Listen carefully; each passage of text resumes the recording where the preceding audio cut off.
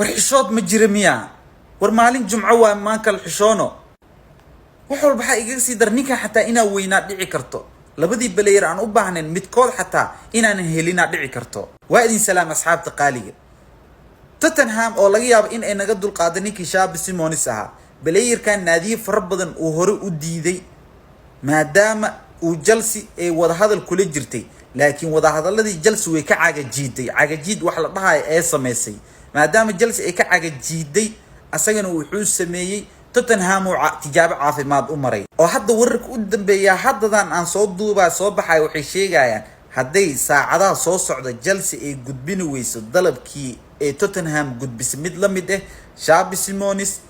toos Tottenham ugu biiri doona sidoo kale baleeyirkii uu Enzo Maresca u baahnaa Maresca wuxuu rabaa lahay baleeyir qad dhexe oo box crash ah sida Enzo Fernandez uu noogu ciyaaro baleeyir la mid ah ninkan Fermin Lopez box crash keeda ugu fiican daayirta maanta jooguna kamid yahay laakiin saxiifada Mundo Deportivo waxay leedahay baleeyirkan Barcelona waxay u aragtaa not for sale inaysan iibinaynin xitaa haday noqoto lacag inay iibisan qiimo aan 9 milyan ka yareen kuma iibin doonto wax walba waxa igaga sii dar Newcastle waxay taagan 9 leema sheegaysan ana 100 diyaar leh Lopez isiya 100 aan siina marka maamulka Chelsea qof telefoonkooda haay ma jira aan wace